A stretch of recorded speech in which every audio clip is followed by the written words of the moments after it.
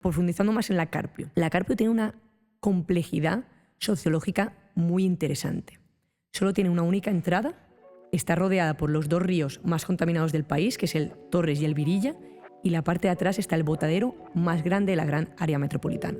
Por lo tanto, aquí entran muchos factores. El primero es que parece ser la zona donde la gente deja lo que ya no quiere.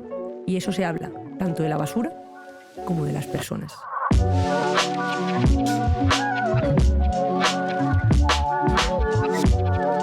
René Montiel Podcast es presentado por MasterKit de Liber Financultura, el programa de libertad financiera para retirarte joven y vivir de ingresos pasivos. Aplica con una llamada gratuita en liberfinancultura.com.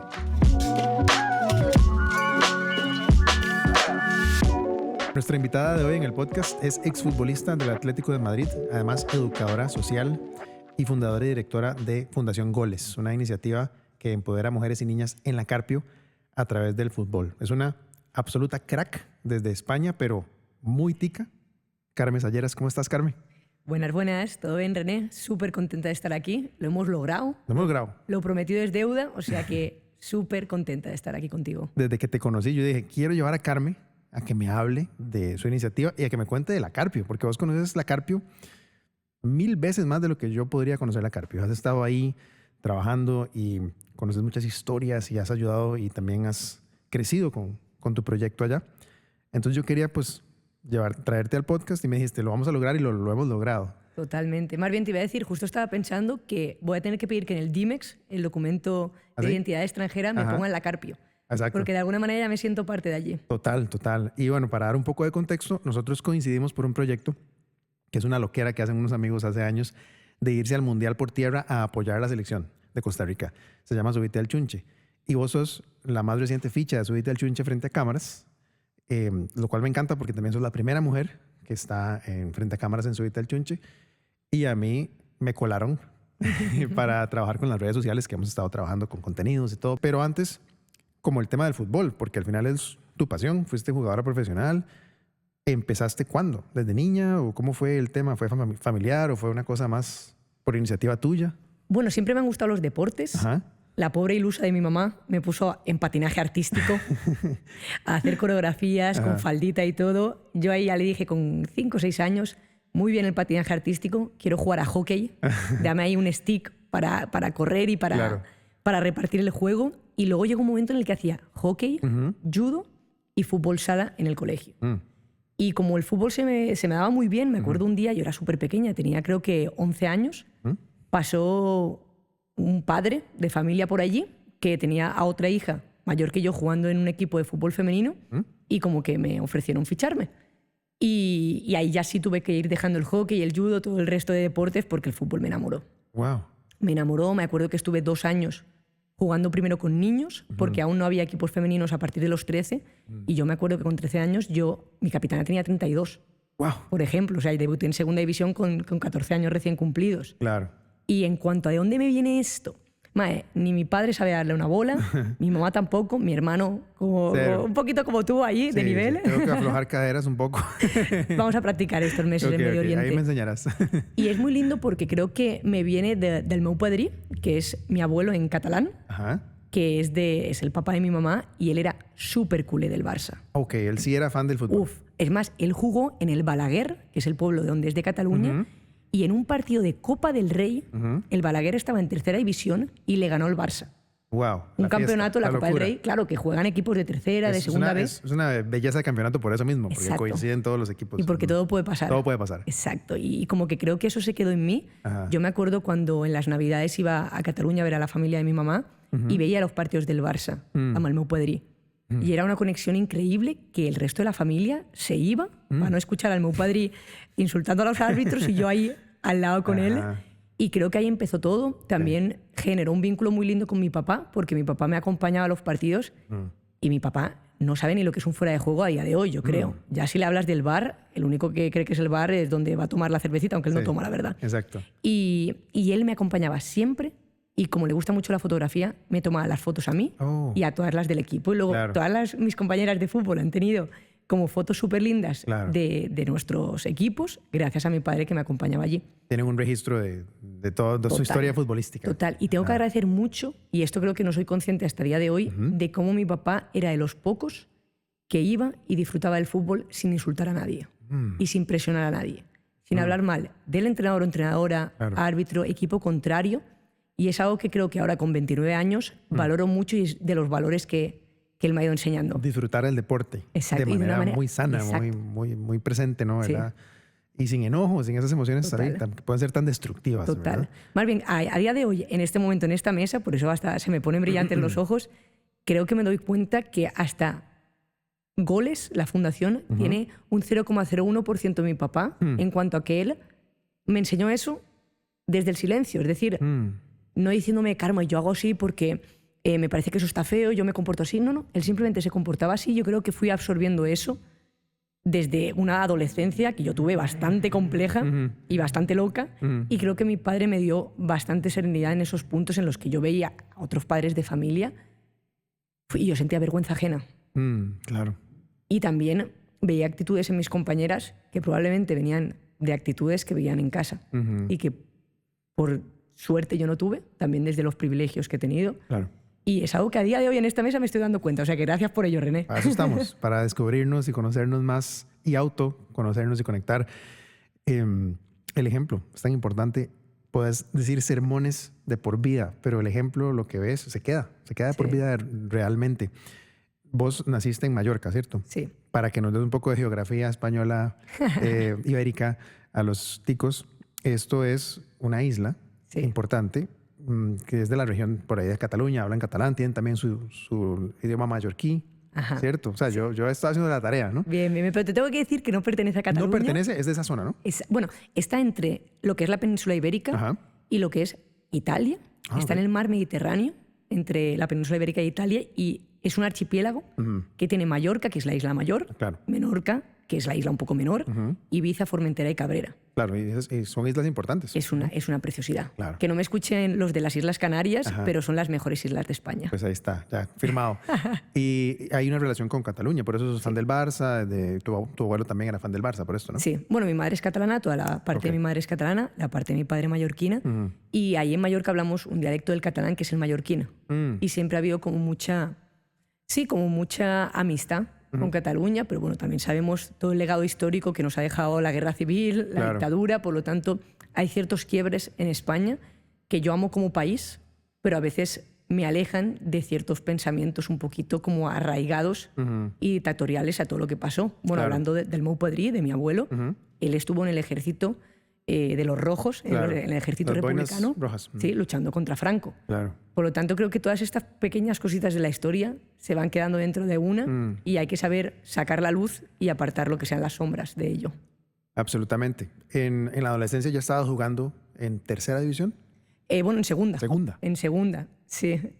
La verdad es que fue una etapa muy interesante porque el fútbol en mi etapa nunca se puede considerar profesional como tal, fútbol femenino, pero yo de los recuerdos más lindos que tengo es cuando nos convocaban a la selección balear y nos íbamos a jugar el Campeonato de España a otras partes de España. Y era como irme de campamento con mis amigas. Claro, buenísimo. A ver, y muy honestamente, en ese momento las prioridades eran otras y hacíamos cosas que yo ahora lo veo con 29 años y digo, madre mía, ¿cómo puede ser que yo hiciera eso en esos momentos?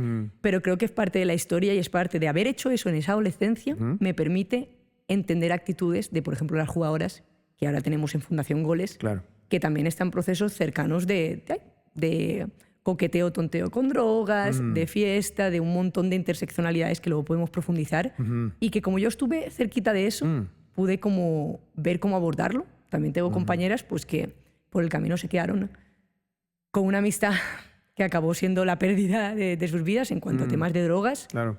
Pero bueno, ahí vamos y hay que, como digo siempre, hay que sacar la luz y apartar las sombras, pero que las sombras también nos permitan ver las luces porque es ese juego de luz y sombra. Estuviste entonces después en tu camino en el Atlético de Madrid, eso fue ya profesional. Sí, se puede considerar profesional porque el equipo es un equipo conocido y profesional, pero bueno, las condiciones como jugadoras no eran profesionales.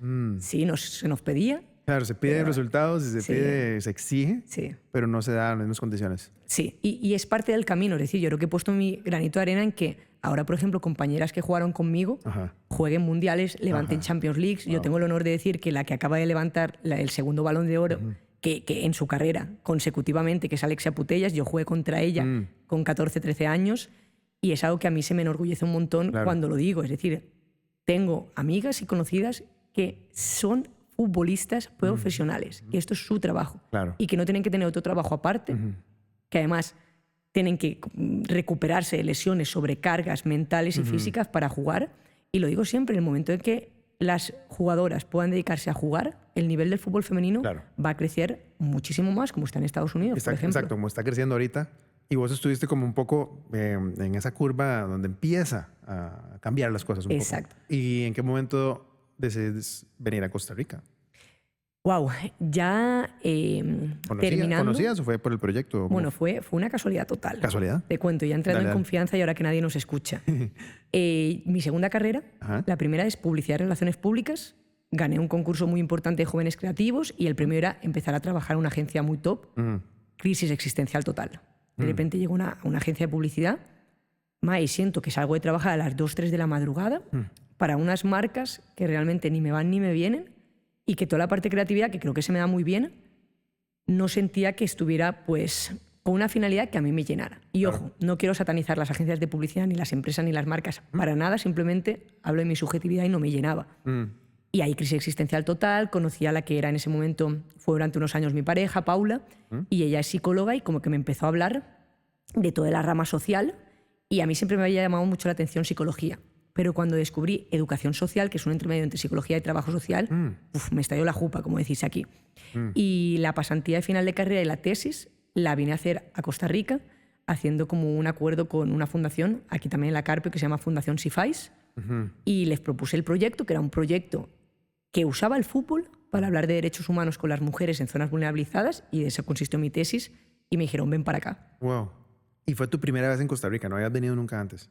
Así es. ¿Conocías el país? ¿Fue como que hiciste así como, voy a agarrarlo en un globo terráqueo, o salió desde la U? ¿Qué pasó? Investigué organizaciones que me llamaran la atención. Fundación Sifais, dije, ¡guau! ¿Qué es esta maravilla? Y lo que hice fue vender mi moto, donar mi colección de 736 cervezas. En ese momento también decidí pues agarrar un camino diferente a mi pareja y quedarme con todo lo bueno, y irme ligera de equipaje e irme a la otra punta del mundo. Y es muy loco porque yo tenía una corazonada. Y es lo que más adelante descubrí, que es el Dharma. Eso que junta tus pasiones y tus intereses con lo que se te da bien y con lo que el mundo necesita. Y era como una fuerza interior que desde que se me empezó a ocurrir la idea de juntar mis pasiones como el fútbol, el trabajo con mujeres y el desarrollo comunitario, todo fue rodando. Con pandemia por en medio, con un montón de violencias por en medio, con las destinatarias de la fundación, un montón de complejidades, pero hay como un empuje detrás, como si tuviera alguien que me hace seguir y que luego se me van abriendo las puertas, como ahora Subite al Chunche, como un balón como equipaje, que ahora puedo hablar también un poquito de este proyecto personal, y con Fundación Goles, que voy a aprovechar para decir que se escribe con doble E, porque sus siglas significan género, orgullo, libertad y empoderamiento de ellas en la sociedad. Bomba. Bomba. Bomba. Me encanta. Y desde entonces siempre en la Carpio, por el Sifais. El Sifais está en la Carpio. Claro, el Sifais está en la Carpio. Yo hice mi proyecto durante 3 meses y luego sí tuve la necesidad de crear algo propio. Fundación Sifais hace un trabajazo increíble con un montón de organizaciones en este país, pero como te digo, ese dharma, ese empuje interno, me decía, Karma, créalo tú y hazlo a tu manera. Con lo que has ido viendo, con lo que has ido aprendiendo, con lo que has ido escuchando de las propias niñas y mujeres de la Carpio, que ya me decían, no, Karma, Mae, ¿cómo se va a ir en 3 meses? No, aquí tenemos que seguir. Claro. Y Mae, decidí constituir la fundación. Fue un dolor hacerlo, pero agradezco haberme atrevido. Y nada, la verdad es que yo estoy encantada. Me encanta lo que hiciste de Dharma, que se escribe D-H-A-R-M-A. Exacto. Que viene también como de la filosofía de la India y todo esto, ¿no? Y es un poco el tema de como un destino. Sí. Y ese destino entonces es lo que vos haces bien, lo que te apasiona, lo que le hace bien al mundo, e inclusive lo que te sirve a vos para sostenerte materialmente en este mundo. Totalmente. Karma, es que tu nombre se escribe Carme, con C, pero la E se pronuncia como A en catalán. Sí, en catalán hay 3 maneras diferentes de pronunciarla así. Pero te dicen mucho karma, a vos también. Y karma con K, el concepto de India, es acción. Totalmente. Entonces me encanta que vos actúas. Sí. Venís acá, en 3 meses trabajas con este proyecto, decís hay que hacer una fundación, te pones pilas a hacerlo. Ahora que te he visto, como cuando hemos estado creando contenidos y cosas, un ratito libre, está Carmen, bueno, yo digo Carmen, pero Karma, está dándole a teléfono, reuniones y agendando cosas. ¿Qué tan importante es para vos entrar en acción y que nada te detenga a pesar de las dificultades? Totalmente. Wow. Ese vínculo entre el karma y el dharma para mí es fundamental. Creo que se ha convertido en mi espiritualidad. Que también podemos hablar del tema de la espiritualidad, porque en mi llegada a Latinoamérica creo que he pasado totalmente de atea a agnóstica, con la diferencia que eso conlleva. Claro. Atea es rechazas totalmente las religiones y agnóstica es una posición un poquito más tolerante, decir, hey, mae, no tengo manera de demostrar ni que existe ni que no existe, respeto totalmente, siempre y cuando, en mi caso, no vulnere los derechos de la mujer. En mi caso. Pero bueno, yo soy muy de acción. Soy, hiperactiva mental. Me diagnosticó ahí un doctor muy chamánico hace muchos años, cuando mi madre ya no sabía qué hacer conmigo. Y soy muy de acción, es verdad. Para mí el movimiento es muy importante en la vida. Creo que en algún momento me voy a cansar y me voy a calmar y me voy a sentar a algún lado, pero el movimiento es fundamental. Y justo cuando cumplí 3 años aquí en Costa Rica, hace unos meses, yo hablaba de que también hay un luto con el movimiento. Es decir, mi familia está lejos, estuve 17 meses sin ver a mi familia durante la pandemia. También el tema del amor. Es decir, hay una frase que yo decía que hoy siento luto también por todos los amores que he dejado por el camino, pero que me han dejado mucho dentro. Y yo vivo mucho, con mucha pasión y con mucha... También considero y quiero pensar que responsabilidad afectiva mis vínculos con las mujeres con las que tengo el placer de coincidir sexoafectivamente. Y realmente el movimiento también implica lutos constantes y implica el desapego. Y es parte al menos de mi filosofía del movimiento. Disfrutar mucho, mucho, mucho, pero sabiendo que a lo mejor son personas que me acompañan en un periodo de la vida. Y que de fijo nos vamos a dejar un montón de cosas, más luces que sombras, ojalá, vuelvo a ello. Y sí, creo que la acción, el karma, el dharma está en mi ADN, pero también ahora vengo de unos meses en que me ha jugado malas pasadas. ¿Ah, sí? Sí. El burnout, el sentirme overwhelmed por abrazar todos los proyectos que me llegan y que creo. Muchas cosas. Muchas cosas pasando y el día sigue teniendo 24 horas. Y hace unos meses, en abril, se me paralizó media cara y medio brazo. Oh, wow. Tuve que hacerme unas pruebas neurológicas en España y la neuróloga me puso un montón de cosas en el cerebro. Y me preguntó qué tal estaba, y yo, no, neuróloga, al suave, estoy súper bien, chill, aquí. Y la neuróloga me miraba con cara de, ok. Y cuando me enseñó eso, era cha, para arriba, para abajo, para arriba, para abajo. Y me dijo, Karma, si tu cerebro está así, cuando en teoría crees que estás bien en calma. Claro. No, o sea... ¿Cómo estarás en estrés? Okay. Un choque total, o sea... ¿Cómo lo has manejado? Estoy aún en ello. Creo que es asumir que no se puede hacer siempre todo, ni se pueden salvar todas las vidas.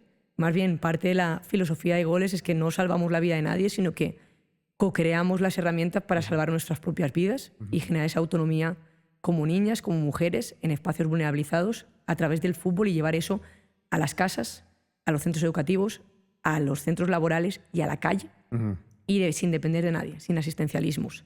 Por lo tanto, creo que es esto, como asumir cuáles son las luchas que puedo ahora entablar y cuáles ahora no, y quizá en unos meses o quizá nunca, porque no se puede. Claro. Tenés otro proyecto que se llama Un Balón como Equipaje, y hablabas también del desapego. Este proyecto implica mucho desapego, implica pasar un tiempo en un país, crear contenido al respecto, ¿verdad? No solo de fútbol, sino de fútbol femenino, de poblaciones vulnerabilizadas y todo este crecimiento y aprendizaje. Pero también implica irse del país después, ¿verdad? Sí. Y yo al final creo que en la vida todo es desapego, solo que nos aferramos. El último desapego es la muerte, todos vamos a llegar ahí, donde ya no hay nada más que aferrarse. Sí. Entonces, ¿qué ejercicio más potente es decir, hey, voy a empezar a vivir como los samuráis, ¿verdad? Como con el desapego y la presencia muy fuerte y muy potente en el momento, pero el desapego de que todo se acaba. Este podcast está llegando a vos gracias a MasterKit de Libre Financultura, el programa de libertad financiera para retirarte joven y vivir de ingresos pasivos. Aplica a MasterKit con una llamada gratuita en librefinancultura.com. Continuamos. Para que la gente ahí en casa lo entienda, esta Fundación Goles, que es una fundación en la que ya por dicha no estoy solo yo, sino que hay un equipo profesional increíble y que cada X años el programa en la comunidad, cada más o menos 5 años, empieza a autogestionarse. Es decir, que las propias jugadoras pasan a ser las profesionales deportivas y psicosociales. Me encanta. Importante, no solo estamos en Carpio, también en territorio Taika-Bécar, territorio indígena. Y eso es una locura. Wow. Y la idea es que en Carpio, el 1 de enero de 2025, ya se autogestione por ellas. Me encanta eso. Y así podemos ir abriendo. Y entonces van claro, expandiendo. Y es full empoderamiento y ruptura de asistencialismo. Y así vamos expandiendo a nivel nacional. Claro. Luego entra Subite al Chunche, que ya sabemos Aquí un poquito la locura. La y luego está Un balón como equipaje, que ya es un proyecto más personal, que es un viaje por Latinoamérica, descubriendo cómo el fútbol cambia la vida de niñas y mujeres en zonas vulnerabilizadas. Y bueno, estuve todo junio y julio en Colombia, recorriendo un montón del territorio, desde el Caribe hasta la zona más amazónica, hasta las 2 capitales, en las zonas más complejas. O sea, yo me acuerdo que tenía casa en los 2 mejores barrios de Bogotá y Medellín, y a los 2 días yo estaba en Comuna 6 Picacho y en Ciudad Bolívar, en Bogotá. Claro. Y eso es tu tierra, es tu mi lugar tierra, donde estás. es donde yo me siento viva. Exacto. Ahí con ellos conectando. Exacto. Y lo que hago básicamente es, va acompañado de un documental que ahora estamos acabando de postproducir, que ahí vais a ver, va a ser increíble, en el que se va tejiendo el recorrido mío del viaje con vidas de niñas y mujeres donde el fútbol es su espacio de libertad y sus voces jamás han sido escuchadas. Y allí entramos en temas bien complejos que vemos diariamente en Fundación Goles. Por ejemplo. Adolescentes madres, violaciones, relaciones impropias, drogodependencias, abusos de todo tipo, y donde entra esos 3 factores: mujer, fútbol y igualdad. Y yo no tengo ninguna duda de que llegará el día en que ojalá yo ya me pueda pensionar y no sea necesario trabajar esto, pero es que la interseccionalidad en que las mujeres estamos vulnerabilizadas constantemente es brutal. Claro. Y lo de Un balón como equipaje es poderoso porque literal viajo con una mochila y una pelota de fútbol. Nada más. Nada más. A ver, bueno, y unos calzones, tampoco ¿te acompaña un equipo de grabación o vos lo grabas? Voy yo con mi GoPro. Inicialmente era con un equipo, un director de cine, Esteban Quesada, que le mando un saludo, que es un grande. Claro. Un camarógrafo, iba con un plan de patrocinios y al final dije, ahora que no nos escucha nadie, toda la mierda, me voy yo sola con una mano delante y otra detrás, porque es la manera en la que puedo entrar a estas comunidades y que puedo entrar en las vidas de estas niñas y mujeres e intentar hacer un poquito de justicia a sus luchas y que se las escuche.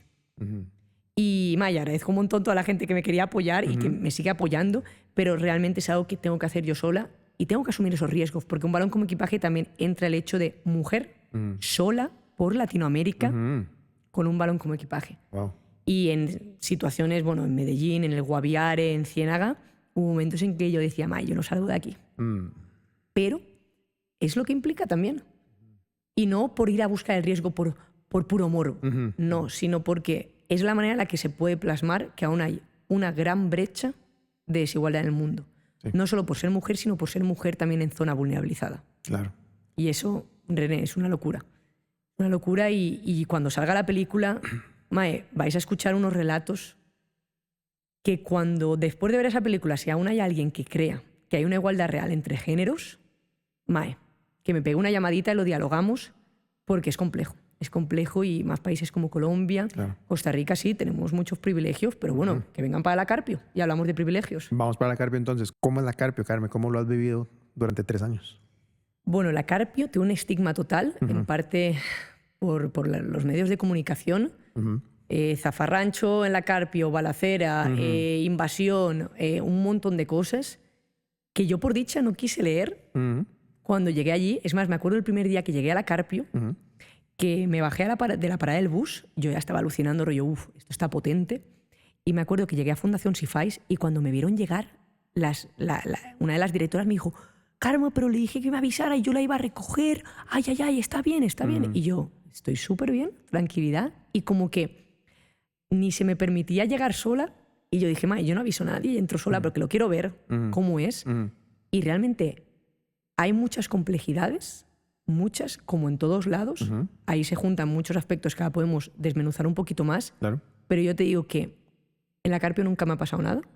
También creo que si una persona va con el bien, hablando del karma, hay menos posibilidades de que pase el mal. Claro. He tenido situaciones en las que me han querido pegar, he tenido situaciones complejas y mediante el diálogo Siempre lo he podido solucionar. Me acuerdo de un padre, un esposo, un hombre, muchas cosas, que llegó súper borracho a mí, súper agresivo. Yo llevaba 2 meses y me quería pegar porque no entendía por qué yo solo tenía niñas y a mujeres.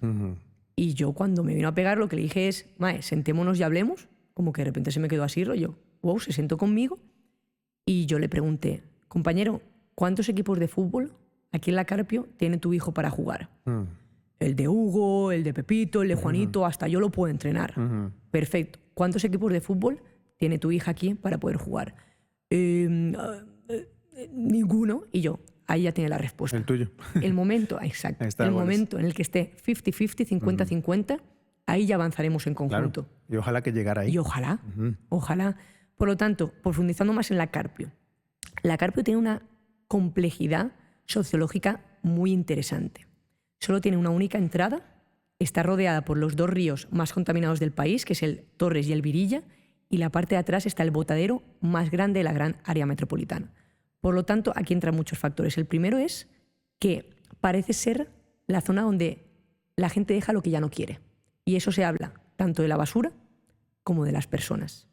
Porque es el asentamiento binacional más grande de Centroamérica, donde la mitad de la población es nicaragüense, y ya sabemos la xenofobia que aún hay en todo el mundo y también en Costa Rica. Por lo tanto, ahí se junta zona pobre y zona migrante. ¡Bum! Muchas cosas. Ahí se juntan también tema de pandillas. Por dicha, no hay maras a día de hoy, pero se junta pues una alta necesidad que a veces, obviamente, lleva a la delincuencia, lleva a las drogas, lleva a la violencia, lleva a las balaceras. Yo he vivido todo esto y lo he visto, por supuesto, pero también he visto una fortaleza y una resiliencia brutal para seguir adelante. Y yo creo que si todas las personas tuviéramos las necesidades básicas mínimamente cubiertas, habría menos maldad. ¿Qué pasa? Que es que yo a veces me pongo en la posición de una persona que ha tenido que huir de un país como Nicaragua en que hay una dictadura y lo que viene aquí es intentar encontrar un trabajo y lo que se encuentra es rechazo, malas miradas, violencia, y que no tiene de qué comer, y lo peor, no tiene de qué dar de comer a sus hijos y hijas. Yo nunca voy a juzgar nunca voy a justificar la delincuencia ni los robos, pero si yo no tuviera que darle de comer a mi hijo o hija, a lo mejor entro a una panadería y me robo una barra de pan, cuando llevo a lo mejor 6 meses intentando encontrar un trabajo. Por lo tanto, nunca voy a justificar la delincuencia, por favor, que esto no se satanice, claro. Pero pongámonos en los zapatos de la otra persona, a veces, aunque sea un poquito. Y creo que la Carpio tiene una potencia y una resiliencia que yo no he visto en ningún otro lado. También es un sitio súper complejo porque es población fluctuante. Nosotras tenemos jugadoras que llegan, se van para Nicaragua, vuelven, que desaparecen y no volvemos a saber de ellas. Y también, en la Carpio pues hay mucha violencia contra la mujer. Sí. Es decir, cuando empezó la pandemia, el quédate en casa es una de las expresiones de privilegio más brutales. Nosotros teníamos mujeres que quedarse en casa implicaban que la violaran cada día. Y es muy fuerte, tío. Es muy fuerte que además tú no puedas dejar eso, no porque te falte fuerza, sino porque si estás en una situación migratoria irregular, no has acabado ni la escuela en tu país, tienes a 4 chamacos y el único que trae pan es tu pareja, qué difícil es salir de esos círculos de violencia. Y ahí entra el poder de la educación. Y en nuestro caso, el poder del fútbol. Si conseguimos que estas niñas y mujeres tengan al menos un espacio libre y seguro en sus vidas, que es la cancha de fútbol, nuestra metodología hace que sean agentes de cambio personal, familiar y comunitario. Y cuando aprenden que sí se puede vivir una vida libre de violencia, poquito a poquito y pasito a pasito lo van llevando a sus espacios. Y yo le digo siempre, los niños y niñas, hijos y hijas que están creciendo en la Carpio, viendo a sus mamás, por ejemplo, jugando a fútbol, hay menos posibilidades que ese hijo sea un maltratador. Hay menos posibilidades que esa hija acepte un vínculo amoroso donde haya la posesión. El eslogan de Goles es: el cambio inicia en la cancha. Bueno, el eslogan de Goles realmente es fútbol como sinónimo de libertad. Okay. La camiseta que se me ve en pantalla, el cambio inicia en la cancha, fue una campaña súper linda. ¿Sí? Que participaron todas las jugadoras de primera división de fútbol de Costa Rica, y fue una campaña de 5 minutos, un vídeo que ha dado la vuelta a medio país y que es lo que ellas mismas, desde sus experiencias como futbolistas y como mujeres, quisieron transmitir. Más bien, les recomiendo que lo vean. Solo en Instagram tenemos ahí 90.000 visualizaciones. No tantas como tú, René, pero ahí vamos. No, maravilloso. Y la gente puede encontrar lo que está pasando con Goles Exacto. en redes sociales. Redes sociales, @Fundación Goles, con doble E, ya sabéis. También tenéis @Un balón como equipaje y bueno, y también @Subite al chunche. Claro, ahí estamos ya, ahí están los 3 proyectos donde Carmen está involucrada. ¿Cómo se mantiene una fundación? Donaciones, vos pulseando fondos todos los meses, patrocinios. ¿Cómo es esa lucha? Bueno, esta lucha se sostiene primero con los nudillos desgastados de tocar puertas. También se sostiene con personas como tú, querido oyente, que puedes ser padrino o madrina de Fundación Goles. Pues ahí me mandas un mensaje. Dale, con todo. Es un fundraising multicanal. Desde empresas privadas, desde el sector privado, Pioneer Monge, Nutrisnacks, Farmacia Bazzano, Amazon, etc. Desde instituciones públicas como el INAMU y el ECODER, que tenemos un acuerdo, no económico, pero sí de apoyo. Y con los fondos de cooperación, eso es fundamental. Tenemos la UEFA Foundation for Children, Women Win, Fondo Centroamericano de Mujeres, y las embajadas que nos apoyan, España, Canadá, Reino Unido, Países Bajos, etc. Y con donantes individuales. Claro. Y suena mucho, pero creerme que es poco. Hay que raspar la olla por muchas avenidas y muchas direcciones. Hay que raspar el último granito tostado de arroz que hay en el fondo de la olla, porque son muchas cosas y nosotras somos profesionales. Es decir, hay un programa de voluntariado, pero ahí están educadoras sociales, trabajadoras sociales, psicólogas, especialistas en género, educadoras físicas, porque yo me niego a poner a una voluntaria de 17 años que está pensando en ser psicóloga a atender a una mujer que la acaban de violar. Sí, no. Hay un equipo de profesionales que están ahí disponibles. Exacto, porque éticamente sería injusto para la mujer y para la chiquilla que quiere ser voluntaria. Por supuesto. ¿A dónde ves llegando Goles a futuro? Wow. Primeramente, que esté en todos los rincones, en todas las comunidades, asentamientos populares de Costa Rica. Luego, ojalá mediante alianzas a nivel regional centroamericano, que ahí ya estamos como viendo opciones. Y luego me encantaría a nivel latinoamericano con alianzas. Es decir, Fundación Goles está constituida en Costa Rica. Creciendo. Exacto. Y mediante alianzas a toda Latinoamérica. Y que sean las propias, que en su momento fueron destinatarias, las que acaben viajando a Brasil o a Argentina, a hacer colaboraciones con otras instituciones y a llevar todo lo que ellas pudieron co-crear con nosotras, llevarlo pero con la bandera ya de profesionales. Y que sea también su trabajo. Claro. Que es una maravilla, es romper el asistencialismo y es promover el empoderamiento femenino. ¿Cómo definís empoderamiento femenino desde tu óptica? ¡Wow! ¡Qué buena pregunta! Para mí el empoderamiento femenino es sentir que soy dueña de mi propia vida. En todos los aspectos. Y eso implica muchas cosas. Nosotras lo trabajamos mucho desde 2 vías. Desde la parte de derechos sexuales y reproductivos, porque tenemos niñas que han sido madres con 13 años.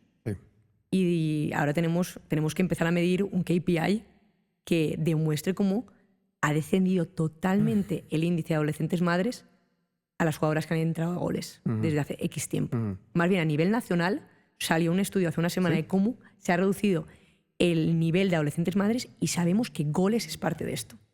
Y es fundamental. Y luego también entra la parte de autonomía económica. Que nadie tenga que depender de una persona que a lo mejor te maltrata. Claro. O, bueno, tal vez de un oficio que no quieras hacer. Exacto. Que vender drogas. Totalmente. O prostitución. Exacto. Ser trabajadora sexual es bien complejo. Claro.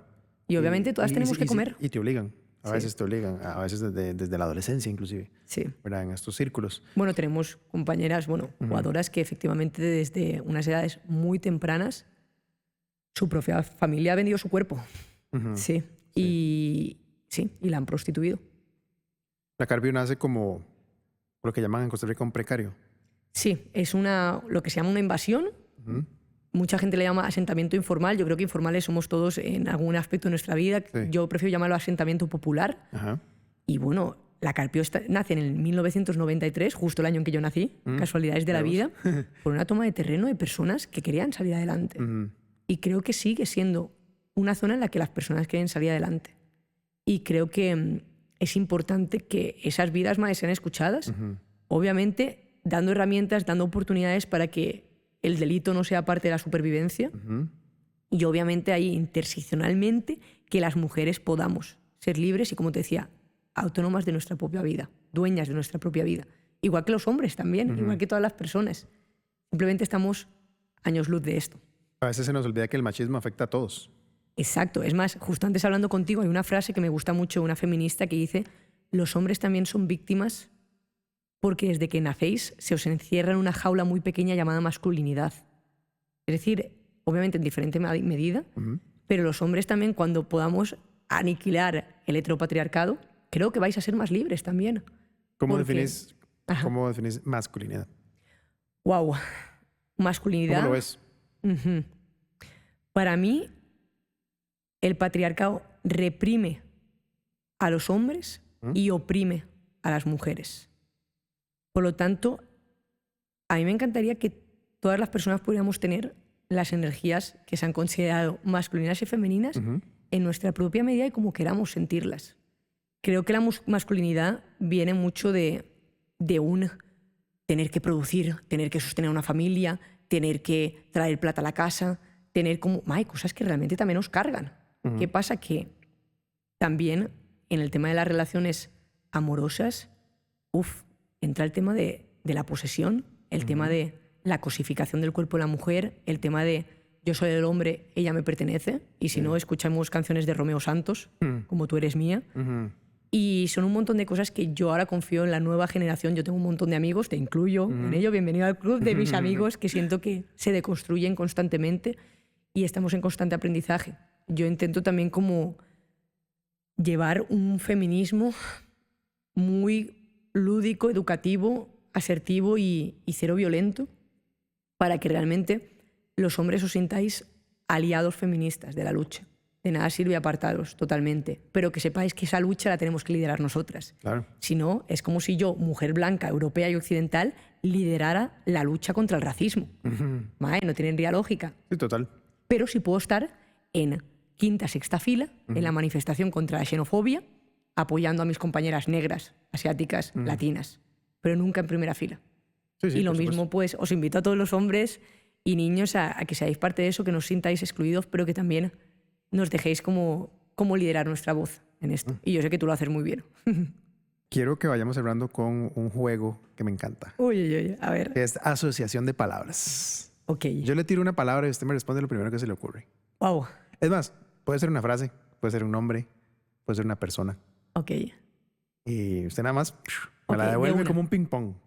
¿Está lista? Sí. Palabra número 1. Familia. Dulos. España. Mallorca. Cataluña. Madrid. LGTBI. Yo. Real Madrid. Fuera. FC Barcelona. ¡Vamos! Alexia Putellas. Atlético de Madrid. Pasado bonito. Alexia Putellas. Grande. Carles Pujol. Ídolo de infancia. Salleras. Papá. Campo. Mamá. Subite al chunche. Irreverencia. Un balón como equipaje. Mi vida. Mallorca. Sobrasada. Diego Armando Maradona. Ídolo, pero perpetuó mucho machismo. Pelé. Magia. Fundación Goles. Sinónimo de libertad. La Carpio. Resiliencia. Y la última, Costa Rica. Pura vida. Te sacó un 100. Gracias por acompañarme, Carmen. Gracias, tío. Hagamos un segundo capítulo cuando volvamos de Medio Oriente. Volvemos a contar todas las experiencias, ¿ok? Exacto. Y cómo nos fue. Grande, tío. Pero demasiadas gracias. Gracias.